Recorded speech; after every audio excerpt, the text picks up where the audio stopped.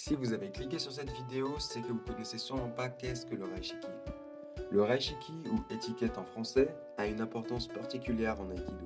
Dans cette vidéo, nous allons vous expliquer qu'est-ce que le Reishiki et vous en montrer plusieurs exemples. Les arts martiaux reproduisent des situations de combat dans un cadre pacifique.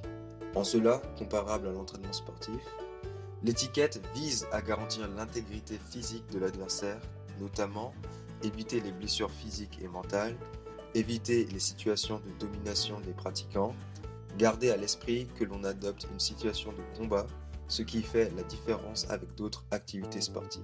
Je vais maintenant vous expliquer 5 parties du Reishiki de l'Aikido, en commençant par les enseignants et les partenaires. En temps normal en Aikido, la position la plus honorifique est occupée par l'enseignant, appelé sensei.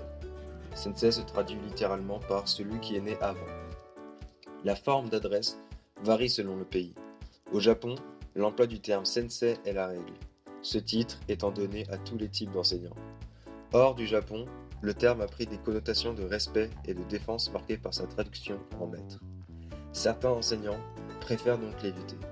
Ainsi, en France, l'usage le réserve seulement aux très hauts gradés, mais l'usage du terme est fréquent dans le monde anglo-saxon pour désigner un enseignant. Selon les dojos, il peut exister des instructeurs et des assistants instructeurs qui ont pour fonction d'aider l'enseignant. Au moment du salut, ils se placent perpendiculairement aux autres élèves, à main gauche de l'enseignant. Chaque élève occupe au sein du dojo une position définie relative aux pratiquants. Les pratiquants les plus gradés et les plus anciens dans la pratique sont les senpai. Les pratiquants du même grade et du même temps de pratique sont les dohai. Et les pratiquants les plus récents sont les kohai.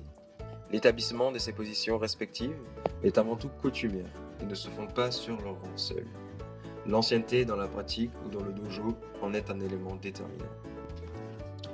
Ces considérations gouvernent le placement au début et à la fin du cours.